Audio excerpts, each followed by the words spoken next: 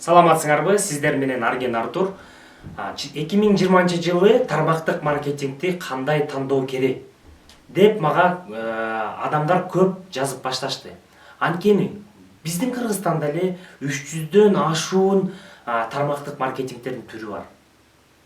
Анан кээ бирөөсүнөн жакшы акча таап кетсе болот, кээ бирөөсүнөн чоң акчаларды салып жөн эле инвестиция кыласың деп алдап кеткендер да болгон. Ошондуктан бүгүн биз ушул теманы козгоп жатабыз. Эми тармактык маркетингтерди тандап жатканда эң биринчи биз тарыхына көңүл бурушубуз керек. Тармактык маркетингдин тарыхы болуш керек. Бер жагы эле бир 10-20 жылдык тарыхы болгон компанияга көбүрөөк ишенсек болот. Анткени эгерде 10-20 жылдан бери иштеп, 40-50 жылдан бери иштеп келе жаткан компания бул ушунчалык туруктуу компания. Ошондуктан бул компанияга толук ишене берсеңиз болот.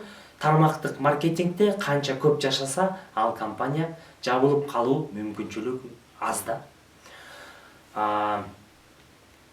Мисалы кээ бир компаниялар бар, ачыла элек жатып эле сиздерге айтышат, келиңиздер, инвестиция кылыңыздар, бизде ушундай сонун компания ачылат, чоң-чоң акчаларды салып, эң үстүнө туруп алсаңыздар, сиздер эң көп акчаларды таап баштайсыңар деп. Бул туура эмес. Мындайча айтканда, бул кедейлердин ой жүгүртүүсү болуп эсептелинет. Анткени мындай байкап караганда, эгерде ачыла элек компанияны, биз же болбосо ачылган эле компания эң биринчи үстүнө турушубуз керек деп жазылгандын кажети жок. Анткени кийин келип деле сиздер чоң деңгээлге бул компаниялардан тармактык маркетингтерде жетсеңиздер болот. Ошондуктан бизде мындай случайлар көп болгон.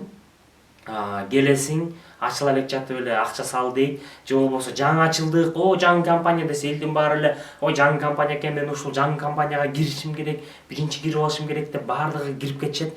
Анан кийин бул компания 1 жылдан жабылып калат, жарым жылдан жабылып калат, же болбосо 3 жыл, 5 жылдан жабылып калат. Бизге андайдын кереги жок. Анан жумуш ордубуз жок калабыз, командабыз жок калат, кайра башынан нолдон башташыбыз керек болот. Ошондуктан биз тарыхына көңүл бурушубуз керек. Канчалык компания көп жашаса, ошончолук сизде мындайча айтканда туруктуу компанияга кезиккен болосуз. Ошончолук көбүрөөк бул компанияда иштейсиз.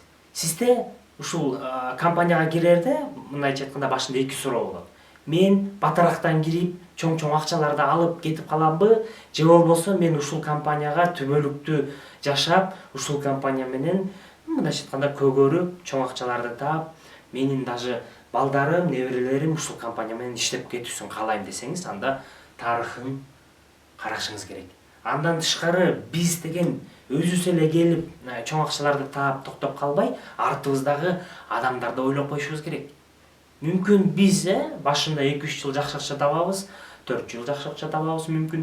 Бирок жаңы чакырып келген кийинки адамыңыз 4-жылы компания жабылып калса, 5-жылы компания жабылып калса, жаңызылган адамыңыз эмне болот, ошону да ойлоп коюшубуз керек. Ал кирер замат жабылып калсачы, ал салган акчалар эмне болот? Ошону да ойлоп коюшубуз керек. Ошондуктан түбөлүктүү компанияга кезиккенибиз бул эң жакшы болуп эсептелет. Экинчиден, биз оборотун карайбыз. Компанияда оборот канчалык көп болсо, ошончолук сизге акчасын берет компания. Канча, мисалы мен көбүнчө компаниялардын 500 миллион доллар оборотунан өйдө компанияларды кароого сунуштайм сиздерге. Эмне үчүн? Анткени эгерде 500 миллион доллар дүйнө жүзүндө ушунчалык жакшы обороту болсо, сиздерге 1000 миллион долларын жөн эле бере алат. Анткени баардыгыбыздын миллион доллар табуу деген мүмкүн көбүнчөбүздүн ушундай кыялдарыбыз бар. Ошондуктан эгерде биз обороту канчалык көбүрөөк компанияны тандасак, ошончолук көбүрөөк акча табуу мүмкүнчүлүгү көп болот. Бул жагы түшүнүктүү. Үчүнчүсү продукция. Ушул продукциясы компанияңызда сапаттуу болуш керек биринчиден. Кээ бирлер бар, компанияны азыр мен байкап көрсөм, ар кайсы түрлүү товарларды алып келип алышып эле, кытайский болобу, же болбосо американский болобу, же жакшы болобу, жаман болобу, тармактык маркетинг дароо баштап кетип атышат. анткени көрүп атышат ушу тармактык маркетинг менен баштасак көбүрөөк соода болот, көбүрөөк акча болот депчи. Вот. Анан сапатын дагы карабай коюп атышат. Сапаты жакшыбы, сапаты жаманбы, вот ошол жерде чоң суроо болот. Эң биринчиден сапаты, продукциясынын сапаты жакшы болуш керек. Экинчи, ушул продукция күнүмдүк болуш керек. Биз күнүмдүк ушул продукцияларды колдонуп жүргөндөй болушубуз керек да. Мисалы бар, сааттарды саткан продукциялар бар. Тармактык маркетинг аябай кымбат сатышат. Анан кийин саатты биз эмне кылабыз? Бир алабыз. Аябай качественный дешет, сапаттуу дешет, 5 жыл колдонобуз. Болду. Андан башка эч нерсе колдоно албай калабыз. Эгерде бизде паста, порошок, идиш жугуч андай мындай болуп турса, биз күнүмдүк колдонгон продукция экен деп эмне кылабыз? Жакшы мындайча айтканда жакшы обороттагы болот, күнүмдүк колдонобуз. Кремдер, витаминдер, күнүмдүк ичип жүргөн нерселер, күнүмдүк колдонуп жүргөн нерселер менен болсо компанияңыз, демек сиз эч качан утулбайсыз, демек алдыда гана жүргөн болосуз. Мындан тышкары продукция жана услуга деп коет. Кээ бир компаниялардын услугалары бар. Мисалы, круиздерге, путешествияларга баруу же болбосо тренингдердин услуга да, мындайча айткандачы, услугаларын предлагать этишет. Бул эми анча мен үчүн анча кызыктуу эмес. Анткени бир эле путешествие менен менин оюмча да, мындайча айтканда, же бир эле тренингдерди сатып коюп эле жүрө бергенде адам көп кызыкпай да калышы мүмкүн да, мындайча айтканда. Эгер ар кандай түрлүү продукциялар болуп турса, ден соолукка пайдалуу, сулуулукка пайдалуу же болбосо үй каражаттарына пайдалуу продукциялар болуп турса, бул абдан жакшы жана батыраак өсүүгө жардам берет да. Андан кийинкиси, эң акыркысы, бул системасын карашыбыз керек. Эң биринчи системасына көз жүгүртүү керек. Системасы барбы? Андан тышкары сиздин наставлениеңиз күчтүүбү? Эгер күчтүү эмес болсо, анын үстүндөгүсү менен иштешиңиз керек. Эгерде такыр эле жакпаса, айла жок башка система менен иштешиңиз керек дегендейчи. Вот. Сиздин наставлениеңиз жаңы система менен иштеп, азыр заман өзгөрүп жатат. Мисалы, карантинде отурабыз. Ошол карантинде отурсак дагы ошол системаңыз, сиздин тармактык маркетинг иштеп жатабы же болбосо карантинде отурабыз деп баардыгы токтоп калабы?